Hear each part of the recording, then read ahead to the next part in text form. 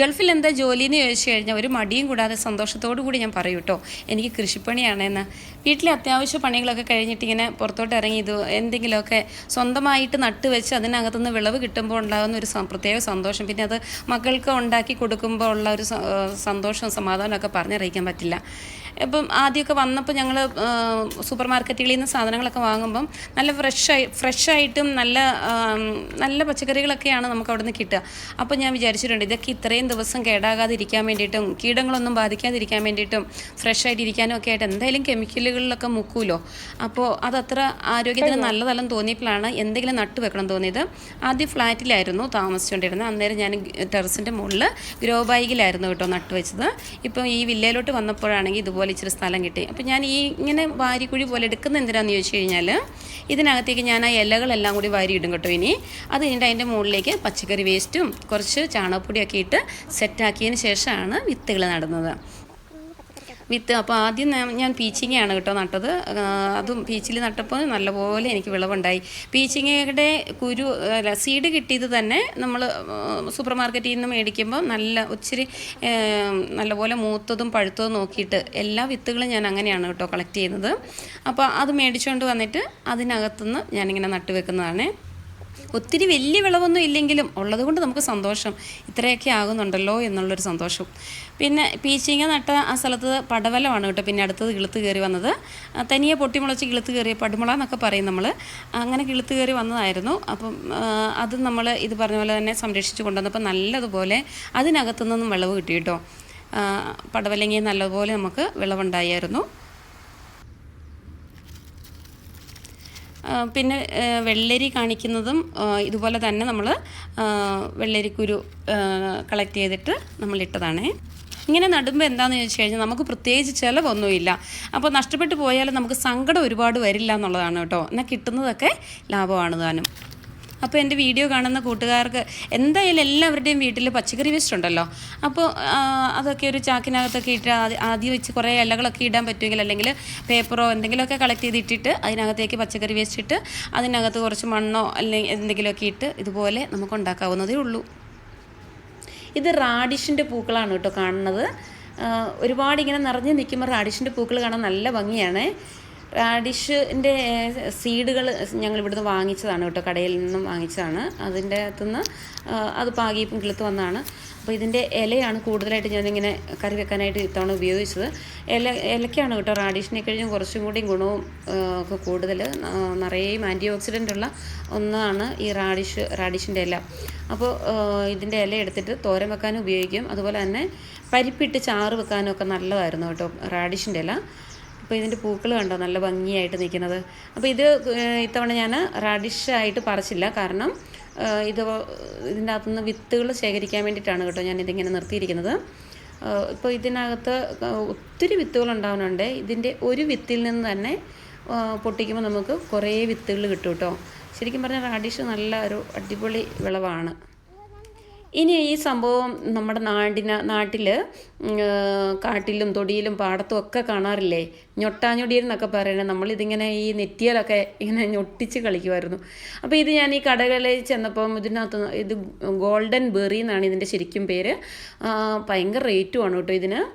അപ്പോൾ ഇതിൻ്റെ ഒരു ചെടി കണ്ടു കഴിഞ്ഞപ്പോൾ ഞാൻ ഓർത്തൊന്ന് മേടിച്ചു കൊണ്ട് നട്ട് വെച്ച് നോക്കാമെന്ന്. നട്ട് വെച്ചു. ഇതിങ്ങനെ പച്ചയോടുകൂടി പറിച്ച് തിന്നാൽ അത്ര ടേസ്റ്റൊന്നും ഇല്ല കേട്ടോ, ഒരു ചവർപ്പാണ്. പക്ഷേ ഇത് പഴുത്ത് ഇത് കഴിക്കുമ്പോൾ ഇത് നല്ല ടേസ്റ്റാണ് കേട്ടോ. ഇത് ഇപ്പോൾ നിലത്ത് വീണതാണേ. അത് അങ്ങനെ നല്ലപോലെ പഴുത്തതാണെങ്കിൽ ഇതിന് ഒരു പ്രത്യേക ഒരു പുളിപ്പും ഒക്കെ ആയിട്ടുള്ള ഒരുപാട് ഗുണങ്ങൾ നിറഞ്ഞ ഒന്നാണ് ഈ ഗോൾഡൻ ബെറി കേട്ടോ. അപ്പം കിട്ടിയിട്ടുണ്ടെങ്കിൽ ആരും കളയണ്ട കേട്ടോ, നട്ടു വെച്ചോളൂ. ഇനി നമുക്ക് നമ്മുടെ ബ്രൊക്കോളി തോട്ടം കാണാവേ.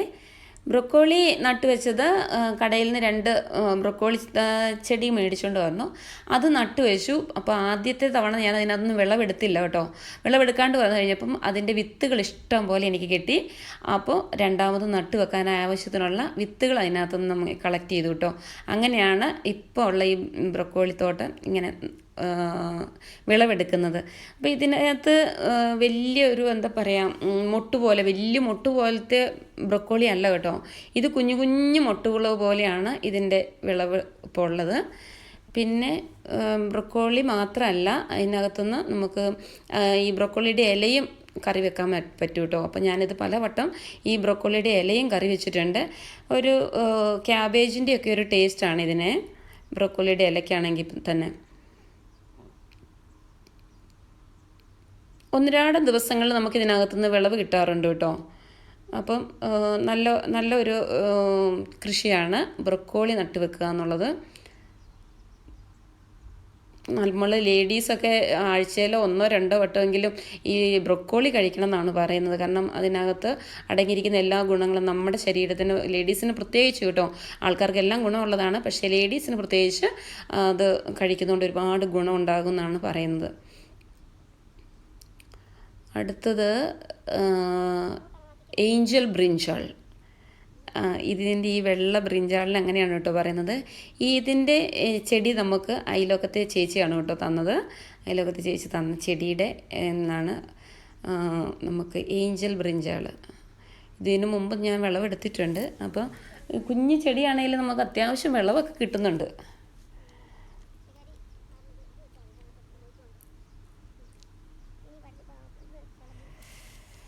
ഇനി നമുക്ക് ബീൻസ് കാണാം. ബീൻസിൻ്റെ 2 ഗ്രോ ബാഗിനകത്ത് മാത്രമേ നട്ടിട്ടുള്ളൂ. ഇതും ഈ പറയുന്ന പോലെ തന്നെ ബീൻസ് മേടിച്ചുകൊണ്ട് വരുമ്പം നല്ലതുപോലെ ഉണങ്ങിയത് കിട്ടത്തില്ല, പഴുത്ത ബീൻസ് നോക്കി മേടിക്കും. അതിനകത്തുനിന്ന് കൊണ്ടുവന്ന് നട്ട് വെക്കുമ്പോൾ കിളുത്ത് വരുന്നതാണ് കേട്ടോ. അപ്പം ഇത്രയൊക്കെ പറിച്ചതല്ലേ, നമുക്ക് മുളകും കൂടി പറിച്ചേക്കാമെന്ന് വെച്ചു. മുളക് നല്ലതുപോലെ കായുണ്ടാകുന്നുണ്ട്, മുളക് ഉണ്ടായിട്ടുണ്ട് കേട്ടോ. നമുക്ക് ഇടയ്ക്കിടയ്ക്കൊക്കെ നമുക്ക് എന്തെങ്കിലുമൊക്കെ പച്ചക്കറികളൊക്കെ പറിക്കുമ്പോൾ കൂടുതൽ അന്നത്തെ ആവശ്യത്തിനുള്ള പച്ചമുളകും കൂടി പറിച്ചുകൊണ്ട് പോകാം.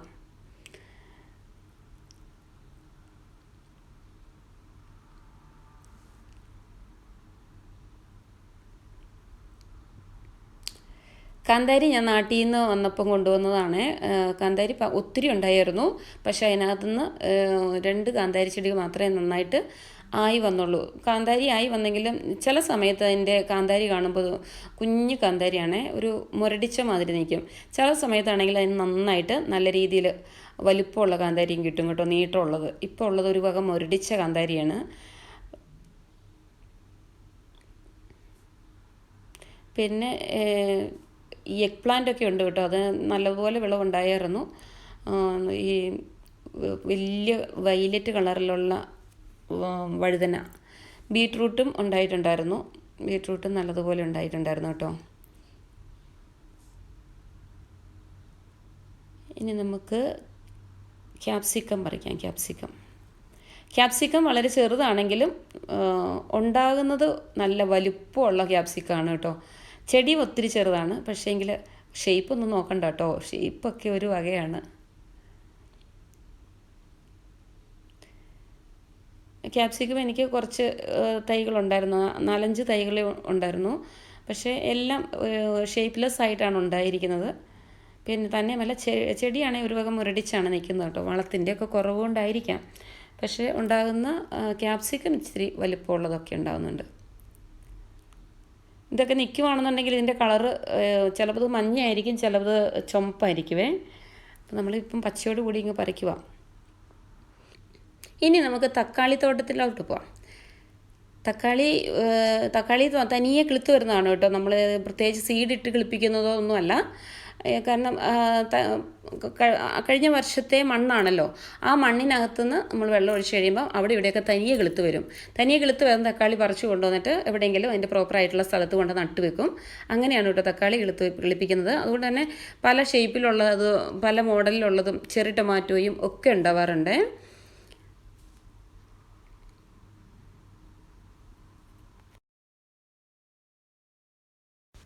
നമ്മുടെ മുറ്റത്ത് ഇതുപോലെ പച്ചക്കറികൾ ഇങ്ങനെ വളഞ്ഞു നിൽക്കാൻ നേരത്ത് അതൊരു സന്തോഷമല്ലേ. നമ്മൾക്ക് വീട്ടിൽ വരുന്ന അയൽവക്കംകാർക്കോ കൂട്ടുകാർക്കോ അല്ലെങ്കിൽ വീട്ടുകാരൊക്കെ വരുമ്പോഴൊക്കെ അവർക്കൊക്കെ പറിച്ച് കൈ നിറയെ കൊടുത്തു വിടാനൊരു സന്തോഷം തോന്നില്ലേ.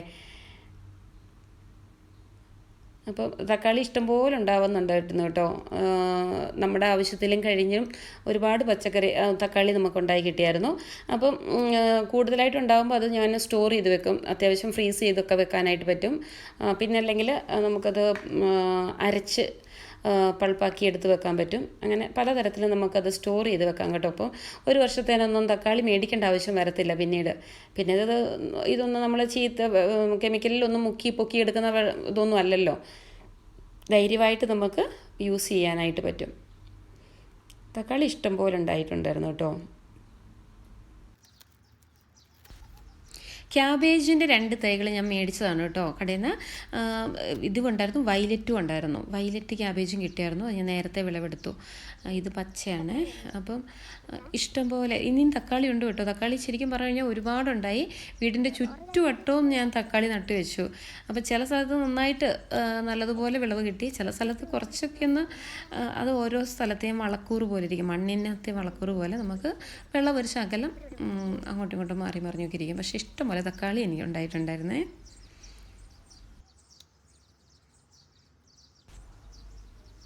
അപ്പോൾ ഇപ്പം ഞങ്ങൾ വിളവെടുത്ത് ഇത്രത്തോളമൊക്കെയാണ് കേട്ടോ. തക്കാളി ഉണ്ട്, ക്യാപ്സിക്കം ഉണ്ട്, വഴുതനങ്ങയുണ്ട്, പിന്നെ പച്ചമുളക്, ക്യാബേജ്, പിന്നെന്തുമായിരുന്നു, ബ്രൊക്കോളി, ഇതൊക്കെയാണ് നമ്മൾ വിളവെടുത്തത്. ഇനിയുണ്ട് കേട്ടോ, ഇലകളും ഒക്കെ ഇനിയും വിളവെടുക്കാനുണ്ട്. ഇത് ലെറ്റൂസാണേ. ലെറ്റൂസിൻ്റെ ഒരു തൈ പറഞ്ഞ പോലെ ഞങ്ങൾ ഇവിടുന്ന് നഴ്സറിയിൽ നിന്ന് മേടിച്ചുകൊണ്ട് വന്നിട്ട് ആ ഒരു തൈയെന്ന് എനിക്ക് ഇഷ്ടം പോലെ വിത്ത് കിട്ടി. ആ വിത്തിൽ നിന്നാണ് ഇത്തവണ ഇതുപോലെ ഞാൻ നട്ടു വെച്ചത് കേട്ടോ. അപ്പം നമുക്ക് ഒരു തൈ കിട്ടുവാണെങ്കിൽ അത് വിളവെടുക്കുക. ഇതിപ്പോൾ ഒടിക്കാൻ പാകമായിട്ടുള്ളത്, പക്ഷേ അത് ഒടിക്കാതിരിക്കുവാണെങ്കിൽ അതിനകത്തുനിന്ന് പൂത്ത് നല്ല സീഡ് കിട്ടും. അപ്പോൾ അതെടുത്ത് കളക്ട് ചെയ്ത് വെക്കുവാണെങ്കിൽ അടുത്ത പ്രാവശ്യം നമുക്ക് വിത്തിടാൻ പറ്റും കേട്ടോ. പിന്നെ ഇത് ഞാൻ മാർക്കറ്റിൽ കണ്ടപ്പം കിട്ടിയ ഒരു ചീരയാണ്, ഒരു തരം ചീരയാണ്. അപ്പോൾ അത് കണ്ട് ഞാൻ അവിടുന്ന് മേടിച്ചുകൊണ്ട് വന്നിട്ട് അതിൻ്റെ തണ്ട് മാത്രം, അതിൻ്റെ ഇലയെടുത്ത് ഞാൻ കറി വെച്ചിട്ട് തണ്ട് മാത്രം ചുമ്മാ നട്ടു നോക്കി കേട്ടോ. ഇഷ്ടം പോലെ നമ്മുടെ ഗാർഡനിൽ നന്നായിട്ട് ഇതങ്ങ് പിടിച്ചു. ഇത് ഒരുപാട് ഗുണമുള്ളതാണ്. നമ്മുടെ എല്ലിൻ്റെയൊക്കെ ബലം കിട്ടാനൊക്കെ ആയിട്ട് ഒത്തിരി ഹെൽപ്പ് ചെയ്യുന്നൊരു ഇലയാണെന്നാണ് ഞാനത് നോക്കിയപ്പം കണ്ടത്. അതും ചുമ്മാ അങ്ങോട്ട് ഇട്ടാൽ മതി, എല്ലായിടത്തും അത് പിടിക്കുന്നു. അതിൻ്റെ തണ്ടും പിടിക്കുന്നുണ്ട്, അതുപോലെ തന്നെ അതിൻ്റെ ചെറിയൊരു സീഡ് ഉണ്ടാകുന്നുണ്ട് കേട്ടോ. ഒരു മഞ്ഞപ്പൂവ് നമ്മുടെ നാട്ടിലെ ഇതുണ്ടോ, ഒരു ചെറിയൊരു മഞ്ഞപ്പൂവുണ്ട് അതിന്. എന്നിട്ട് അതിനകത്ത് നിറച്ചും വിത്തുണ്ട്, കുഞ്ഞു വിത്തുകൾ. അപ്പോൾ അങ്ങനെ ഇഷ്ടം പോലെ ഇതുണ്ടായിക്കോളും. തന്നെയുമല്ല ഒരുപാട് ഔഷധ ഗുണമുള്ള ഒന്നാണ്. ഇത് കണ്ടത് ഇവിടെയൊക്കെ ഉണ്ടായി നിൽക്കുന്ന ഈ സാധനം തന്നെയാണ് കേട്ടോ.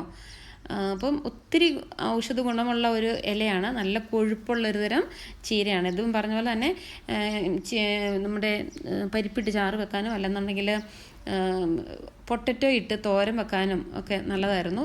പിന്നെ അതിൻ്റെ കൂട്ടത്തിൽ കാണുന്നത് വലിയ ഇല കാണുന്നത് വഷളച്ചീര. അതും നമ്മുടെ നാട്ടിൽ ഇഷ്ടം പോലെ ഉണ്ടല്ലോ. പക്ഷേ ആ കുഞ്ഞിച്ചീര നമ്മുടെ നാട്ടിലധികം കാണാനില്ലാത്തതാണ്. ഇത് കണ്ടോ, അതിൻ്റെ പൂ കണ്ടോ? നമ്മുടെ ഈ 10 മണിച്ചെടിയുടെയൊക്കെ ഒരു ഐറ്റം പോലെ അങ്ങനെ നമുക്ക് തോന്നും. നമ്മുടെ നാട്ടിലൊക്കെ ചിലപ്പോൾ ഇത് കാട് പോലെയൊക്കെ ഉണ്ടോ എന്നെനിക്കറിയില്ല കേട്ടോ. പക്ഷേ ഇവിടെ ഇത് നല്ലൊരു ചീരയാണ്. പിന്നെ വഷളച്ചീരയാണെങ്കിൽ നമുക്ക് ഇഷ്ടം പോലെ ഉണ്ടാവുന്നുണ്ടായിരുന്നു. വഷളച്ചീരയ്ക്ക് നമുക്കത് വേണമെന്നുണ്ടെങ്കിൽ കുറ്റിയായിട്ട് നിർത്താം, അല്ലെന്നുണ്ടെങ്കിൽ അതിൻ്റെ കൂമ്പ് ഭാഗം ഒടിച്ചൊടിച്ചെടുക്കുകയാണെങ്കിൽ നല്ലപോലെ കുറ്റിയായിട്ട് നിൽക്കുവേ. അതല്ല അതിൻ്റെ ഇല മാത്രമാണ് നമ്മൾ ഒടിച്ചെടുക്കുന്നതെങ്കിൽ നമുക്ക് വള്ളിയായിട്ട് കയറ്റി വിട്ട് ഇങ്ങനെ പന്തൽ പോലെ നിർത്തി നമുക്ക് വഷളച്ചീര നട്ട് വെക്കാവേ. വഷളച്ചീരയെക്കുറിച്ച് ഒത്തിരി കാര്യങ്ങൾ പറയാൻ കേട്ടിട്ടുണ്ട്. ഒരുപാട് ഗുണങ്ങളുള്ള ഒന്നാണ് വഷളച്ചീര. അതൊക്കെ നമ്മൾക്ക് കിട്ടുവാണെന്നുണ്ടെങ്കിൽ നട്ടുവെക്കേണ്ടത് അത്യാവശ്യമായിട്ടുള്ള ഒന്നാണ് കേട്ടോ. പലതരത്തിലുള്ള ചീരകൾ നമ്മുടെ പറമ്പിലുണ്ടെന്നുണ്ടെങ്കിൽ നമുക്ക് ഓടി ചെന്നിട്ടേ എന്തെങ്കിലുമൊക്കെ എടുത്ത് കറി വെക്കാനൊക്കെ ആയിട്ട് ഇലക്കറികൾ എല്ലാ ദിവസവും കഴിക്കുന്നത് നല്ലതാണല്ലോ. അപ്പോൾ അങ്ങനെ നമുക്ക് എന്തെങ്കിലുമൊക്കെ ഇലക്കറികൾ കിട്ടുന്ന ഒരുപാട് ഗുണം ചെയ്യും നമ്മുടെ ശരീരത്തിന്.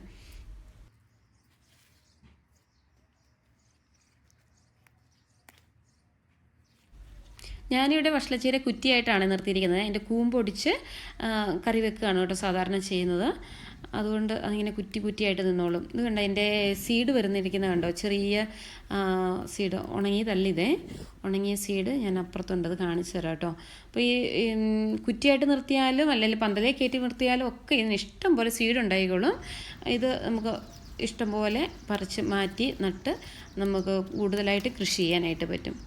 വഷളച്ചീര പ്രത്യേകിച്ച് ഒരുപാട് വളവോ അല്ലെങ്കിൽ ഒത്തിരി വെള്ളമോ ഒന്നും ആവശ്യമില്ല കേട്ടോ.